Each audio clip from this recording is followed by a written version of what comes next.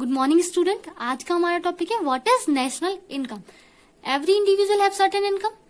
I have some income, you also have some income, so likewise a nation also have some income. So when we say income, this is measured in terms of some value. This is measured in terms of some value. So what is this value? This value is the monetary value or money value of something. This value is monetary value or money value of something. So when we say national income क्या है कि some value, किस चीज की value? Goods and services की। कौन सी value? Monetary value और money value of something.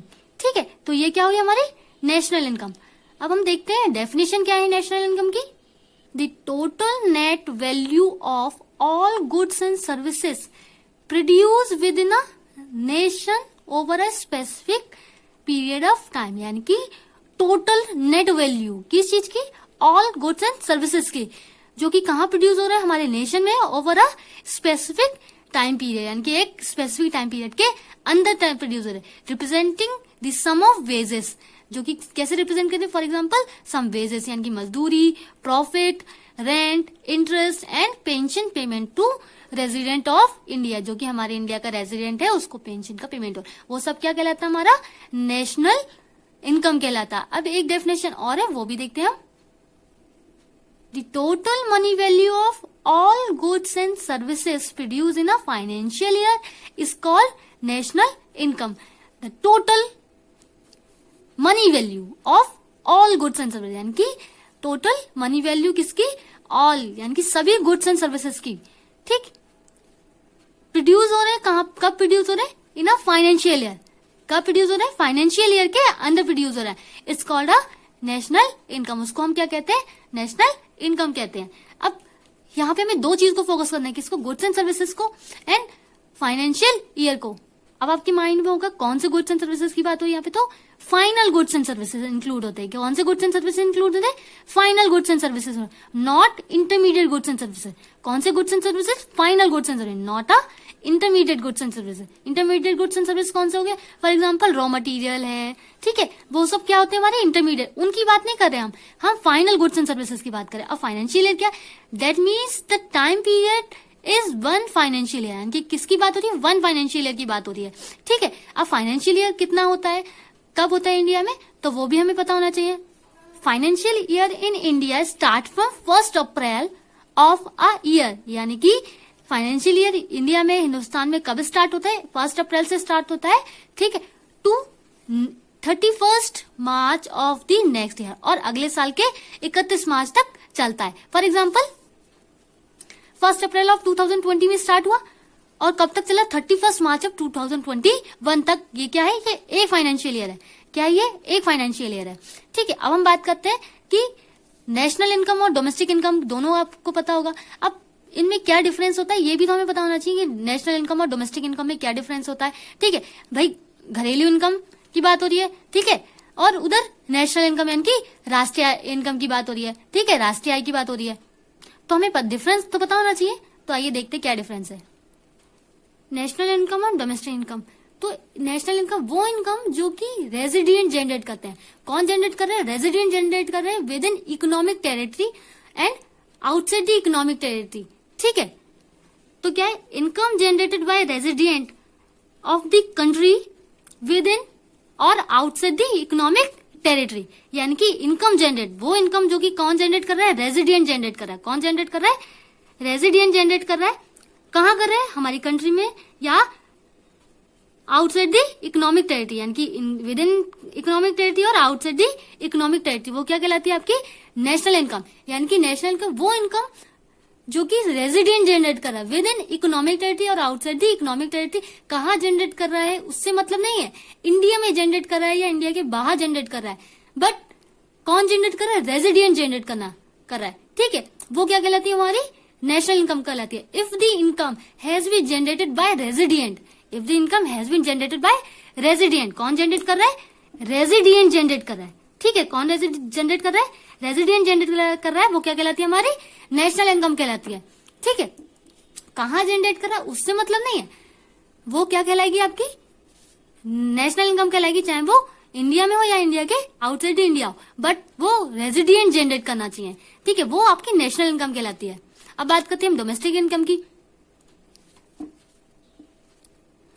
Domestic income generated with in economic territory whether bye resident और बाय नॉन रेजिडेंट, यानी कि वो इनकम जो कि कहाँ जनरेट हो रही है, इकोनॉमिक टेरिटरी के अंदर जनरेट हो रही है, वाई वेदर बाय रेजिडेंट और बाय नॉन रेजिडेंट, यानी कि अगर इनकम हिंदुस्तान में जनरेट हो रही है, कहाँ जनरेट होती है, हिंदुस्तान में या इंडिया में जनरेट हो रही है विद इन इकोनॉमिक टेरिटरी, यानी कि इकोनॉमिक टेरिटरी में जनरेट हो रही है, चाहे उसे जनरेट करने वाला इंडियन हो या फॉरनर हो, चाहे उसे जनरेट करने वाला कौन हो, इंडियन हो या फॉरनर हो, वो क्या कहलाएगी आपकी, उसे हम इंडिया में जनरेट हो रही है ना, तो उसे हम क्या कहेंगे, उसे बोलेंगे domestic income. Income generated by resident of the country within और outside the economic territory, it's called a national income. और डोमेस्टिक इनकम क्या होती है, is the income which is generated in India, which is generated in India within the economic territory whether by Indian और foreigner, चाहे वो Indian generate करे चाहे foreigner generate करे, बट कहाँ जनरेट होनी चाहिए, इकोनॉमिक टेरिटरी, यानी कि इंडिया की बाउंड्री के अंदर जनरेट होनी चाहिए, वो क्या कहलाती है, आपकी डोमेस्टिक इनकम कहलाती है।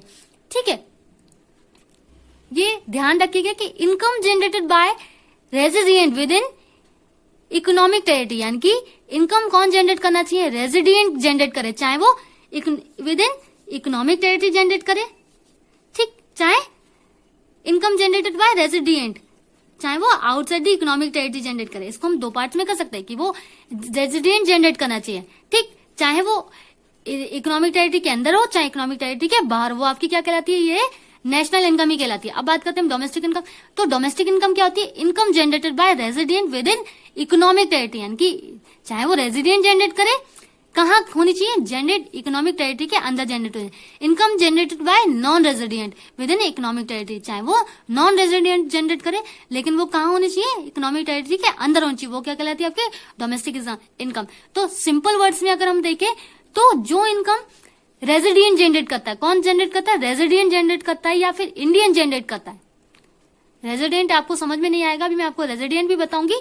तो अभी हम रेजिडेंट की जगह क्या एग्जांपल ले लेते हैं, इंडियन की बात करें तो इंडियन क्या होता है, Indian income generated by Indian with in और आउटसाइड द इकोनॉमिक टेरिटरी, चाहे वो इंडियन जनरेट कर रहा हो, चाहे वो इंडिया के अंदर कर रहा हो या इंडिया के बाहर कर रहा हो, इससे मतलब नहीं होता, बट जनरेट कौन कर रहा है, इंडियन जनरेट कर रहा है, तो वो क्या कहलाती है, आपकी नेशनल इनकम कहलाती है। ठीक है, अब बात करते हैं हम डोमेस्टिक इनकम की। सिंपल वर्ड्स में क्या बोलेंगे कि income generated with in economic territory, यानी कि वो इनकम जो कि इंडिया की बाउंड्री के अंदर जनरेट हो रही है, इंडिया की बाउंड्री के अंदर जनरेट हो रही है, चाहे उसको जनरेट करने वाला चाहे इंडियन हो या फॉरनर हो, चाहे वो इंडियन हो या फॉरनर हो, उससे मतलब नहीं होता, बट कहाँ जनरेट हो रही है, इकोनॉमिक टेरिटरी, यानी कि इंडिया के बाउंड्री के अंदर जनरेट होती है, तो वो क्या कहलाती है, आपकी डोमेस्टिक इनकम कहलाती है। क्या कहलाती है, डोमेस्टिक इनकम। अब बात करते हैं हम रेजिडेंट की। रेजिडेंट क्या होता है, a resident is said to be a person. अगर हम रेजिडेंट की बात करते हैं तो हम किसकी बात करनी चाहिए, एक पर्सन की बात करें।